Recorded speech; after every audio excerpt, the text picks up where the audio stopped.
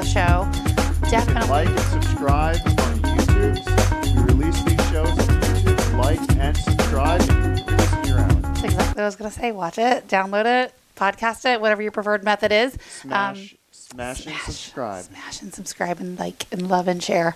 Yeah, all that. Like, love, and share. Just for within 6 feet apart. Yeah. Hey, Katrina, if we had our plans going through right now, you and I would probably be at the buffet on the Paradise. I know. That was totally the plan. So my husband's birthday is in a couple days. He's going to be the big 5-0.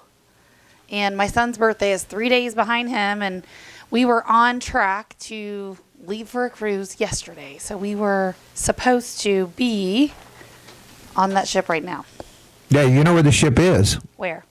It is now anchored with a couple of its compadres right 25 miles west of the Skyway, just anchored out there in the Gulf, just alone. They're just anchored chilling? Who's on it? I just think a very skeleton crew of workers, but 3 big ships are just anchored out there, pretty much doing nothing but hopefully cleaning, painting, and making it look all fresh so when this all goes away. But I bet some of them are fishing. They can't dry dock anywhere, right? No, as a matter of fact, I'm looking at YouTube right now where there is a Holland American cruise ship that was turned away from 3 countries in Europe, and it's coming through Fort Lauderdale right now to Port Everglades to dock, and it's got coronavirus patients on it, and there are people that are on the tweets right next to it watching it. They are angry. I know, because we're not going to have the infrastructure to support it, and they're saying, like, most of the ships that I saw, it's less than 25% Americans on the ship. Yeah. Yep. Yeah, it was a European cruise, and nobody wanted them to port, so they had to come across the Atlantic, and here they come. I'm sorry. I think they should put new laws in place that wherever the ship is registered, if something happens and they can't dock anywhere, they're required to go there. So Costa Rica and Panama are going to be overrun with sick people? Listen, it should be required if that's where they're registered. Okay. I went on EarthCam yesterday, and I looked at the island of Cozumel, and there is absolutely nothing as far as boat traffic around that island except those little boats that, we've seen when we pull into the port, that one ferry boat, the big yellow ferry boat that goes from Cozumel to Playa del Carmen. Yeah. And it is just absolutely, it looks like it doesn't have anybody inhabiting that island right now. Well, same thing with Belize. Yeah, Belize sure. is right near Cozumel, but they were quick to act. They were under it's not if we're going to get coronavirus, it's when. They basically shut down early, canceled most flights, routed all people to just one airport. They went through extraordinary measures, and so far only one person has gotten it, and that was an expat who was coming home from California. You guys were going a while back, right? And they canceled you? They canceled, yeah. Our March trip got canceled because the pandemic announcement was released the day before that flight. Oh, boy. Our May flight has already been canceled. So the country's basically been on a solid lockdown. It's very interesting if you look at some of these other countries and their responses. Belize... There isn't any response. No, I mean, like with Belize... Their whole country revolves around tourism, so they went into extra protect mode of the country and its infrastructure by shutting it down early. Yeah, but the thing is, there's no stimulus package to help these people. When they're laid off and gone, the government's not giving them any money. Yeah, Pat, where do you think the money in the U.S. is coming from? $2 trillion. They're just printing more. They're just printing more. Yeah. Oh, yeah, they're just printing it. That's called in hyperinflation. It makes me throw up in my mouth talking about it, really, it does. It makes me sick. I mean, right now we got the payroll protection plan in place for businesses that, it's interesting, it's a forgiven loan. So basically, if as a business owner I apply for it and get it, and I use it for payroll, and I don't fire anyone, and I don't reduce payroll between now and June 30th, the loan is forgiven. That's just trying to keep my people off unemployment. So here's the thing. We as Americans have changed a lot, right? Since the Great Depression, if you think about that, it's a very spoiled, entitled mentality. And, the person listening might not like me right now for what I'm going to say, but if you look at the differences between the Great Depression in the 20s and, the soup kitchens and all of that, the difference is, people didn't borrow on credit cards back then like they do now. Right. And so if you think about it, that's exactly what our federal government is doing when they're printing more money. All they're doing is pretty much borrowing on a credit card. Devaluing the dollar. Yeah. The credit card is the American workers, and it's going to be very reliant on especially our children to repay that debt. Yeah. It's scary, really. I mean, if you, there's a guy named Michael Morris, like if you want to watch about this, he's been talking about this for years, about the debt in America. And, you know, I feel like as hard as it would be, here's the thing. I don't think the government should have done this. I think they should have shut everything down for 2 weeks. Okay? People probably would have let people go, but it would have rebounded much quicker. It would have had been longer for 2 weeks. I mean, I hate a month. I hate to say this, but if they shut everything down but hospital workers. I hate to say this, but my wife's in healthcare. She works with the elderly. They test people for COVID, and they keep losing the tests. There's like a 2 to 3 week lag time on when you take a test and if you might get results. It is really bad. It's not doing anything.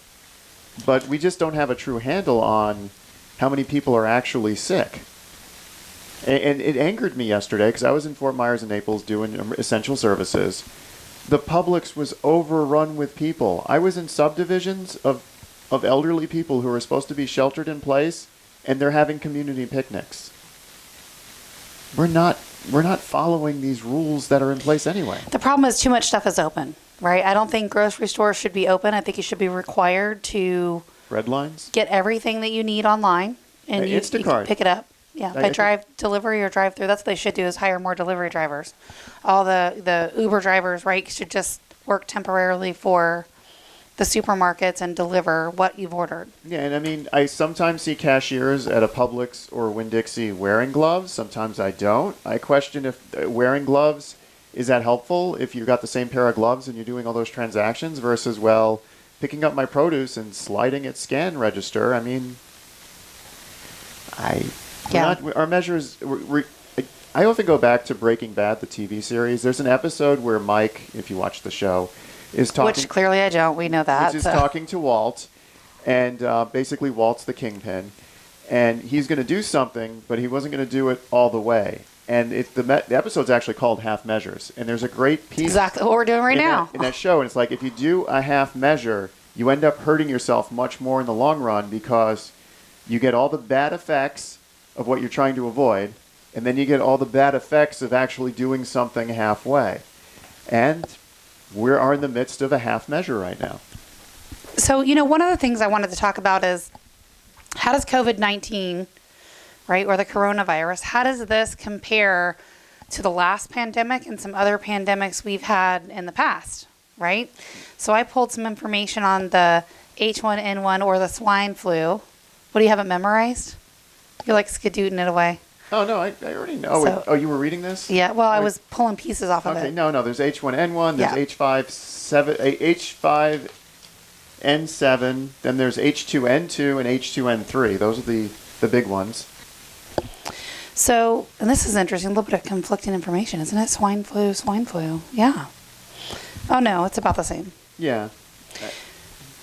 No, it's conflicting. No, Absolutely. They're always going to be conflicting. I mean, I had swine flu back in 2009. I didn't realize it until 2019. How did you got wait tested. It? How? I knew I had it. Basically, I got the flu right around the time that swine flu was everywhere. 60% of the world population was carriers. It had to have been swine flu, but I didn't draw the parallel till 10 years later, and I never got tested. And you know what we're not aware of? There are probably 3 or 4 pandemics going on right now that people just get, and we think it's the flu, but it's all kinds of different pandemics that are out there. You know, we have AIDS, which is still it's a pandemic. Well, no, AIDS is endemic at this point. Right, but it's still out there. It's still a concern. So and I watched a news story on this. There are pandemics, but this is like the biggest and the most serious right now. Well.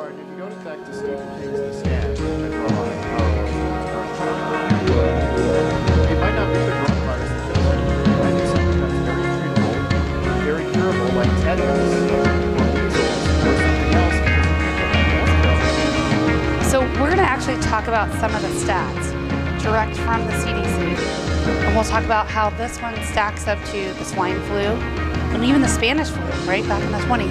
That was the worst one. Yep. All right, so we'll talk about that in a minute when we come back here on Tampa Home Talk. Maybe I can get Leo to look up census information at that time as well. well. All right, Tampa Home Talk, stick around. We'll be back. Segment number 2 is on it. 888-377-8588.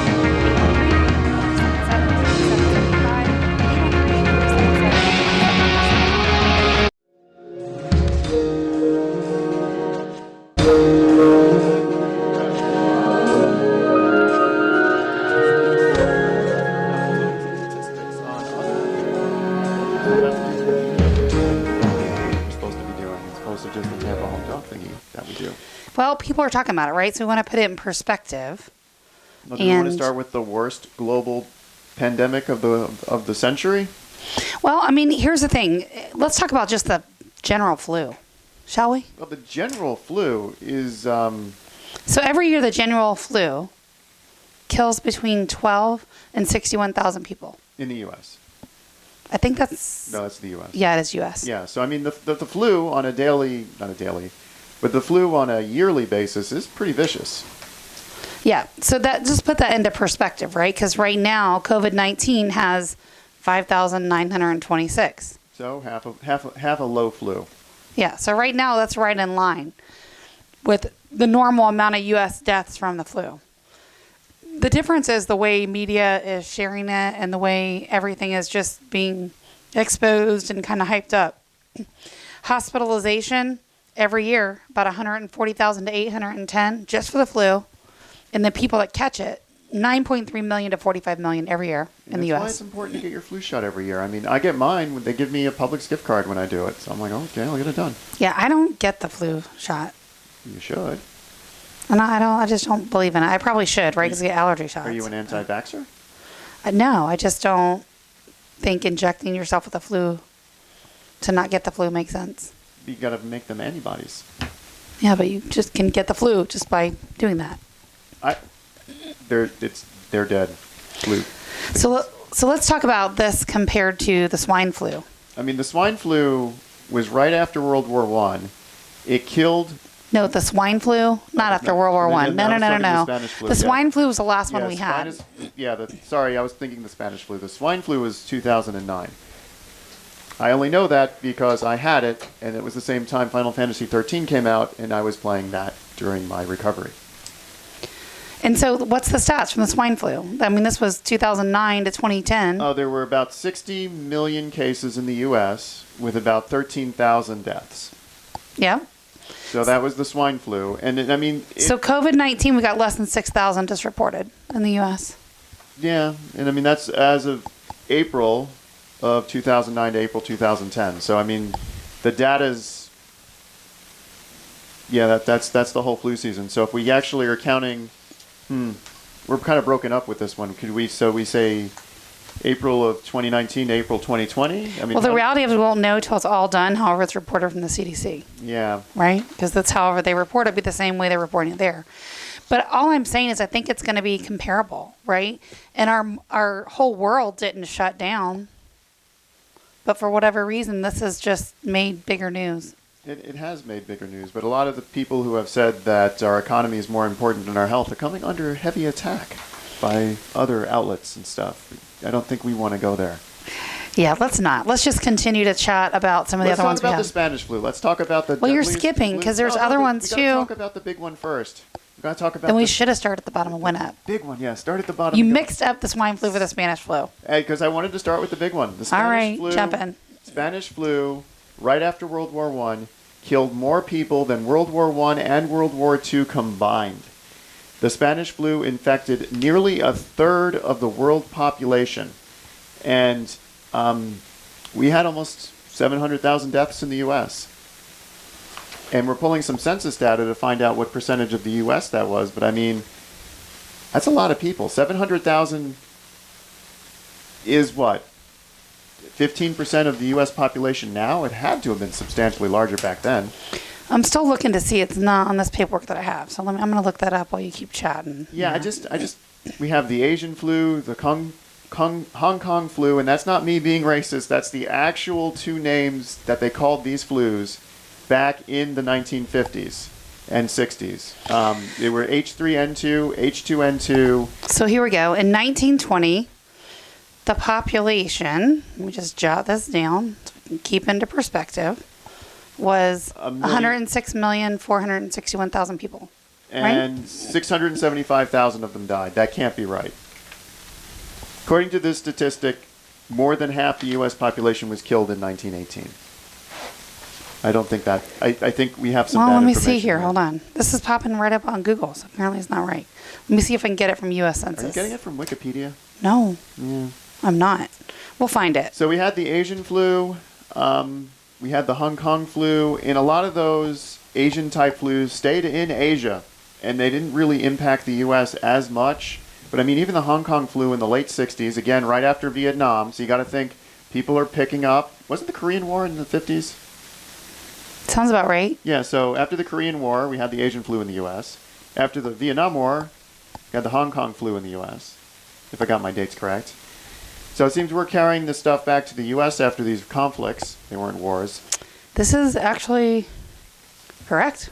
Yeah. I'm on the U.S. Census. Then this number can't be right. We didn't lose more than half the U.S. population that year. Or maybe we did. Well, they're saying it's the worst ever, so we may have. Wow. I'm going to look it up while Yeah, we're chatting. while we're chatting. And But the then- Asian flu was 1956 to 1958. Yeah, and then we had SARS. What's interesting about SARS is SARS, according to this article, was pretty isolated in China, and it didn't really spread. I thought SARS was a lot worse than it actually, according to this article, has it out to be. Because SARS is a COVID virus. I think that was COVID-17 or 16. Is that what they named it? They named the COVID virus back then, that was SARS, yeah. Now we're writing down world populations here, or U.S. populations. This is U.S. Yeah, So just 100,000 out of 200 million for the Hong Kong flu, and 70,000 out of 170 million. So actually the percentage on the two flus, Hong Kong flu and Asian flu, are about the same. For the people. Yeah, and I guarantee you none of our listeners can follow our conversation right now. Why? Because we're hopping around or not We're clear? hopping around and we're not really being clear on percentage. Have you guys heard of a channel that's on cable called the American Heroes Channel? Yeah. Well, there is a thing on there, and it's series number 5, and it's called How the World Will End, and it talks about all these pandemics. Everything you've mentioned right now, it gives you the stats, and it gives you everything, and it doesn't talk anything about the COVID-19, of course, but it says that another one's coming in this series, and here we are now. What I found scary was I was watching the Netflix series Pandemic, and it's talking about a pandemic coming. It was filmed before COVID, and it was talking about that we were going to have a global pandemic within the next 1 or 2 years of some kind of outbreak in China. And you know, this is going to go away, and we're going to have another one. Of course. Global amnesia Yeah, this was half of the people, in the U.S. Leo. I guess that's what we're trying to avoid. Well, I'm checking it out on Live Science. I mean, it's a reputable site. And it was 50 million people that died from the Spanish flu in 1918. And the census population in the U.S. at that time was 106,461,000. So that's half, roughly. Crazy. So a third of the world got it, and half the people in the U.S. died. That's what we're trying to avoid right now. Yeah. So that makes sense. But I don't think they were, I can't pull them for SARS, which was in 2003. I'm trying Well, to. I don't think there were no SARS-related deaths in the U.S. And I can tell you the Zan Dam has now docked in Fort Lauderdale at Port Everglades, and its sister ship is right behind it coming down the channel. So does Florida adopt all those numbers now as cases? Yeah, probably. Don't you think? I don't know. I'm asking the media. We are the media. Yeah, no, you know, I'm sure. I'm sure they'll break it up. Yeah, I'm not even going to comment on it. It's kind of, this is interesting because the amount of stuff I've heard on the Spanish flu, seeing the perspective of 50% of the U.S. population dying does change my outlook on this COVID-19. How so? It's interesting to hear you say that, Leo. Well, we're trying to avoid that. I mean, our hospitals are already overrun. Yeah. Yeah. I mean, like, you look at the Ebola outbreaks that happen in Africa. I mean, the healthcare people are 50% likely to get it, according to some statistics. And they're at risk to die. So if our healthcare people are overworked, if they're overtired, they don't have enough supplies, it's a snowball effect. It's not, the virus might not kill you. It's all the other things that might happen that you could easily get treated in the past that might kill you. There are about a dozen ambulances right now lined up on the docks waiting to take these passengers off. Where are they taking them? Well, what I heard is they were chartering private planes for the people that are going home. People are going home. That's what I said. To other countries.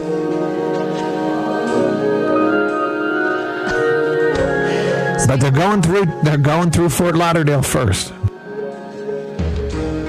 I don't even know what to say. Like, I have nothing. But this is interesting, Leo, because I hadn't really dove into the numbers before, which is why I wanted to pull the census data. But it's really, I'm surprised that the Spanish flu wiped out half of the U.S. population.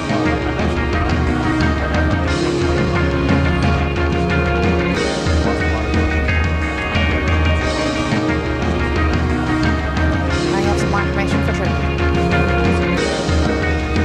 All right. And when we come back, we're going to join Sean and Chris from Money Puzzles. You may have heard them Thursday mornings at 8 a.m., followed by the new show, What Would I Do If I Were 22? And so we're going to get their perspective as a financial advisor on this market. We'll be back.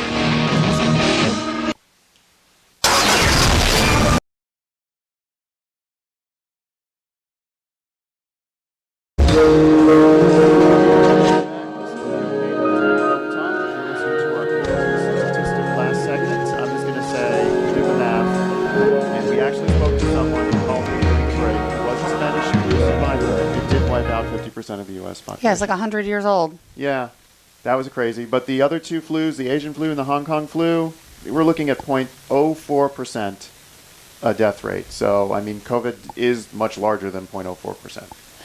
All right. So joining us by phone today is Sean and Chris with Money Puzzles. You may have heard them Thursday at 8 a.m. Welcome to Tampa Home Talk, gentlemen. Hey, Katrina, how are you? Hey, glad to be here. We're doing great. Thanks so much for joining us today. So what kind of stuff are you seeing right now in the market? Like, what are your clients asking you? What are you guys seeing? What are your thoughts on what's going on right now? Well, I mean, obviously the coronavirus has shaken the market, and anytime there's uncertainty, the markets are going to respond poorly. I mean, the markets just don't respond to uncertainty very well. So obviously we've seen a giant correction, but I think, what we've been talking on Money Puzzles is that, the importance of having a plan before something like this happens. So our clients are not totally shaken because of the way we set up their plan with the different buckets of money that, the money we have in the market is for later. That's for 10 years down the road. So we don't have to worry about the short term of, 1 year when we're not going to use that money for the next 10 years. Yeah, I mean, I think a big takeaway, right, from this market, like if you don't learn anything from what's happening right now, hopefully going forward in the future when things rebound, you learn to have a reserve, right? Have a 3 to 6 months cash reserve to pay your bills, have things paid in advance. And if the American people don't learn anything but that, let's take that away from this pandemic. Yeah, you're absolutely right. I mean, this is such a learning opportunity, and if you go away and keep doing what you're doing before, and if you find yourself, in debt and in trouble right now, man, that's an issue. Take the positive away from this and find yourself and do that 3 to 6 months and put yourself in a better position when you get on the other side of this. You are so correct there. Yeah, I mean, we were talking a little bit, I don't know if you heard the first part of it, but how, Americans in general just operated differently in the 20s when the Great Depression happened, and people didn't, your grandparents didn't put stuff on a credit card. And that's basically what America's doing right now with these bailouts. Yeah, trying to, keeping up with the Joneses, right? Trying to live outside of your means. No, live below your means, store up funds for a rainy day, and that way, if we find ourselves in a situation like this, we can take a deep breath and say, okay, let's weather the storm, and we have the reserves necessary. So are you seeing people kind of hold off and watch and wait and see what happens with the market? Are you seeing them jump in and buy right now? And what are your thoughts? Is there anything you guys are buying personally that you like? Or? Yeah, I mean, we think it is a time to buy. I mean, everything's on sale. So if you look at the market from where it was in February, you're getting a 20 to 30% discount. Could it go 40 or, could it go down 40 or 50%? Maybe. But what we've been doing for clients that are younger and wanting to get into the market is, pretty much every time it drops another 10%, we push a little bit more cash in. And here's the thing, people right now are trying to time the market. That has proven unsuccessful time in and time out, to try to get out at the top and get in at the bottom. Here's the thing, we have no idea where the top is or where the bottom is. So we just encourage our clients, what's called dollar cost averaging, and how we're doing that right now in such a volatile market is every time it drops 10%, we put a little bit more money in. It's just ensuring that we buy a little bit lower. Well, we work with some of the best analysts in the nation, and, we're on webinars, in and out every day to see what their take is. And what we just keep learning is they're not sure either. This is an unprecedented event, definitely in our lifetimes. Exactly what Sean's saying there. When something's on sale, there's the opportunity to buy it. Warren Buffett has a great statement where he says, every 10 years, dark clouds show up and it starts to rain gold. Are you going to come out with it? Are you going to bring a thimble or a wheelbarrow? Right. I mean, and there's, I don't know. I mean, if you have your thumb on the market, I remember back in 2008, right, when stuff was crashing and burning, and I remember seeing some places that like you couldn't get financed on. Like I remember having this hotel condo that was a short sale, and I remember thinking, oh my gosh, like I've been watching it free fall, and if I had the cash right now, like this much cash to write a check, I would have bought that place. And then it's interesting because when you're really active in the market, like me, and for me that's real estate, not so much in your world, but in the real estate market, you can actually feel it. And so it would be quiet, nothing. And then I remember out of nowhere, I got 4 cash offers. And this place had been on the market probably 45 or 60 days. And so it was at that moment that I said, oh, it feels like the market is shifting. It feels like we've hit the bottom and we're starting to go up. And so it's little subtle things like that when you've been doing it for a long time like me, just pay attention to those things. And you can feel it in advance of it coming. I'm not an expert. I don't know everything. I'm just saying when you sell a lot of real estate, the Pareto's principle, right, the 80-20 rule, when you're in the 20% of agents like me that sell 80% of the homes, you've got your thumb on the market and you know what's happening. And so just kind of follow that, right? And so it is hard to time stuff on the upswing or the downswing, but, the best thing to do is just try to time it when the moment is right for you. What are you seeing in the real estate market as far as, just residential homes? Have they been affected by this? My assumption is that, people are still buying homes, but maybe not right this second because of the stay-at-home warning. But what are you seeing in that? Well, actually, your assumption's correct, and that's one of the things we talked about in the first hour because, the data that we get, for example, from Florida Realtors, and it pulls 4 counties. So we've talked about that. That was the whole probably 10 minutes of talking. But Florida Realtors pulls data from Pinellas, Hernando, Pasco, and Hillsborough. And so they pull that in the greater Tampa market as far as stats. The challenge that we're having in a market like now is I can't rely on those and go over those in a live radio show, because those are actual exact numbers because they're delayed by about 45 days, right? So what I've done is I set up a search with the 3 counties, so Hillsborough, Pasco, and Pinellas. And we're fighting for Hernando. If you're listening to us in Spring Hill, you're going to make me pull the Hernando number separately. I am fighting for you. All right. So we're looking at the 7-day trend, right? And so there's some things we can't see. So, for example, I could take a listing, right, and then I could have an owner waiver of MLS entry, which means I have an actual listing, but we're not live yet in MLS data, so I can't account for those, okay? But looking at what I can account for, the number of new listings in the 3 counties in the last 7 days was 1,134. The number of sold listings was 1,565. And then, so that's a lagging indicator, right, of what's been happening. So that's all the stuff that went under contract in January, February, it's closing right now.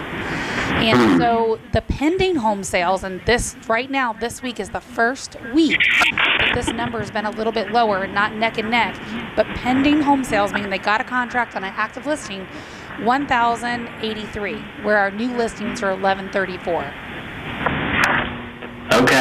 Okay. So we're going to follow that 7-day trend, and then, week over week, talk about how does that percentage number look different.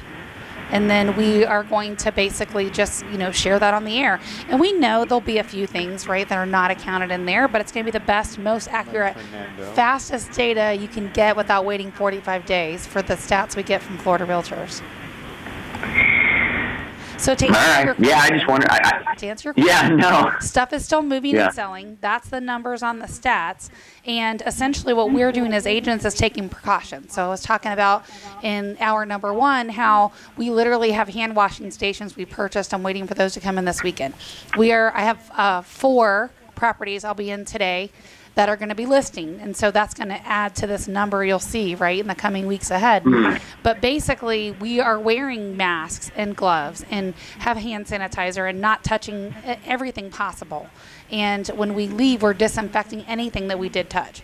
And so that's some of the precautions that we're taking. And there are some places that we just cannot get in. I mean, I had a buyer that wanted to make an offer on a property yesterday, sight unseen.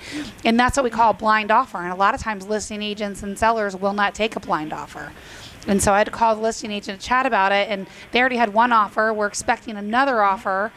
And, had a couple more showings lined up that afternoon and the next day. And I'm like, can we just piggyback off of one of those showings? And they're like, no, seller's not allowing any more showings. Yeah. That's why it becomes even more important when you're doing blind offers to get your home inspection. Speak up. Well, I mean, here's the thing. If, agents like me can track who has been in the property, and if you get an offer from an agent and there's no record of them showing the property, you're going to question if that's a blind offer.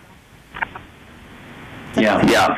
It is definitely a weird time out there. Yeah. Because, the only way as a listing agent or a seller you would the only way you would disregard that information with it being a blind offer is if they didn't have any contingencies, right? No contingency for home inspection, no contingency for the loan, which, unless you're all cash and you're buying it way under market, that's not happening. It's not going to happen. But we're still seeing multiple offers on properties that are priced correctly. We are seeing a pretty big number in price decreases. As a matter of fact, we had more prices go down than ones that went pending. So that kind of tells you what direction the market's headed. Well, that's interesting. I think that, that kind of lines up with what I was thinking. But I just, you're obviously the real estate expert of the bunch. Yeah, I've got my thumb on the market. We're still actively selling properties. We're still actively listing properties. Unfortunately, we have buyers that are competing with multiple offers sometimes still in this market, which I'm waiting for that to slow down. Live somewhere. A lot of these poor buyers have really been priced out of the market. And so, people ask us a good time to buy. I think it is. And I haven't changed my tune on the fact that I think Tampa will get too expensive to live. And so if you don't already own a home, you're going to be priced out of the market. So that's something to think about as we go into this normal real estate cyclical dip, which will happen. Yeah. No, that's a good point. I think there's with any type of, as far as investing, obviously with the country in turmoil and everything, I don't want to downplay, any of that. But there are certainly some opportunities right now in not only real estate, but in the market. And it's a great time. While you're sitting at home, what a great time to review your retirement plan, your finances, your mortgage, all that stuff, and talk to somebody. Our businesses have slowed, like I'm sure yours has, Katrina. Give us a call. Like I'm sure you're telling people on the air here, give you a call and maybe, get a second opinion on what your plan is. Hang tight real quick, and we'll come back for a couple minutes after the break. Our off-air number is 813-377-2775. Hi, this is Aaron. Welcome back to Tampa Home Talk. I have another couple minutes before I get break news. I'm so excited. Probably other people who broke this news. So by the way, way, thanks guys for joining us, because I know that you're really limited on what you can say as financial advisor. You guys are so regulated by the SEC, it's ridiculous.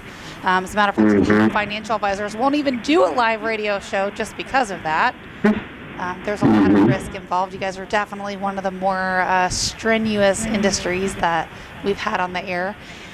And so I know I can't ask you about individual stocks, but Leo and I can maybe guesstimate on a few, and then it's just something to think about, right? And if you guys want to chime in on it, you can. But I'm wondering, like, what sectors are going to thrive, right? Because anytime the market tanks or anything happens, there's opportunities and new businesses that will thrive.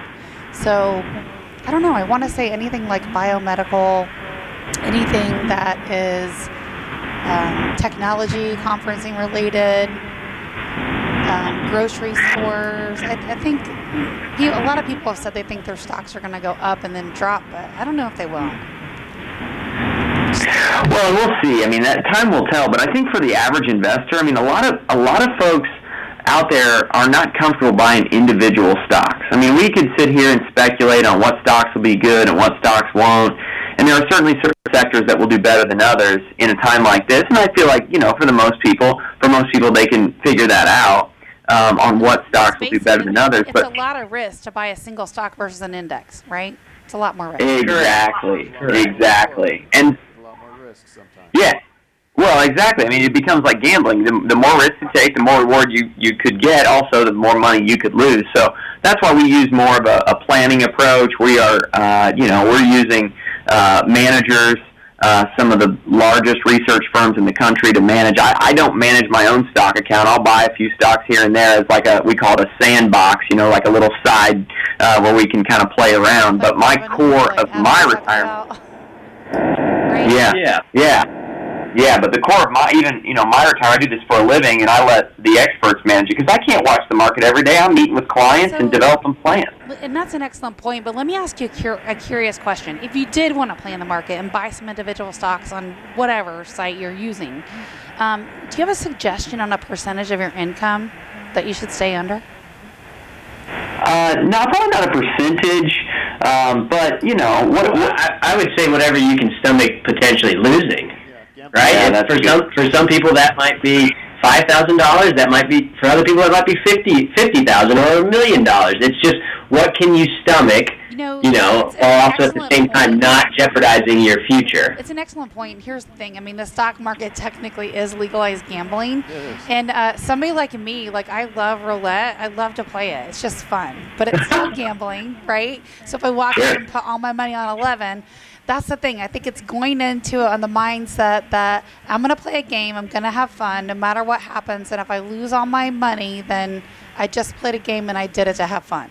And so that's what I do when I play roulette. And so whether that's 5 minutes or 5 hours, I have a set predetermined amount of money I'm going to put in it. Roulette's more like 5 minutes. No, really, for me it's longer. I'm just lucky like that, I guess. But that's the thing. That's a big difference in retirement planning is that we use the market, but the market will, historically has been the best way to grow wealth. Not by buying individual stock and trying to time the market and that sort of thing, but putting little dollar amounts in index funds over a long period of time is the best and easiest way to grow wealth long term, and that's what we use it for. What's your thoughts on the difference between index funds versus mutual funds? Well, an index fund is going to not have so it's going to be a little cheaper, but it's going to be more volatile because you don't have a mutual fund manager that's buying and selling for you.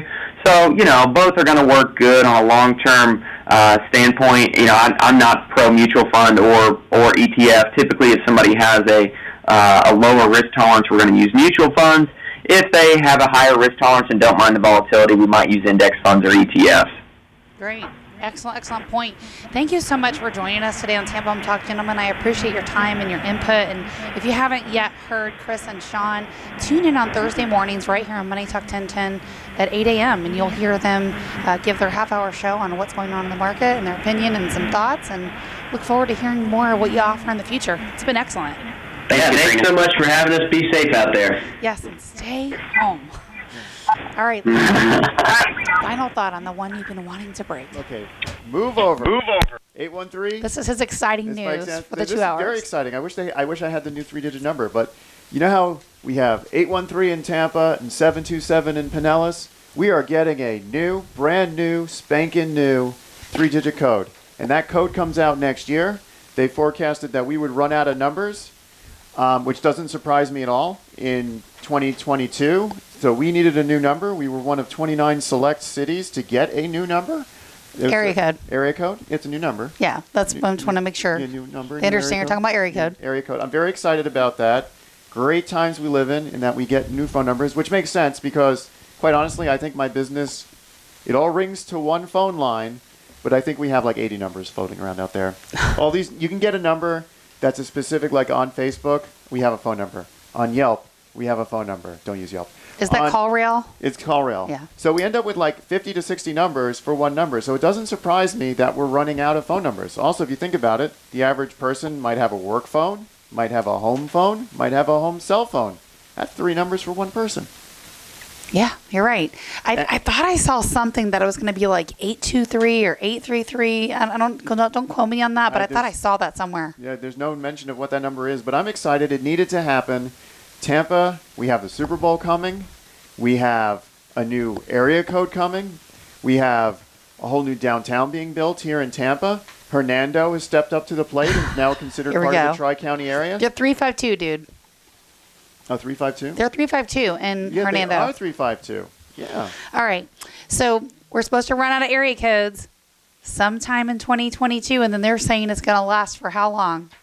How long will it take for them to need another area code? That's like 30 plus years. Oh, you're right, 37. Yeah, and it's like we're set.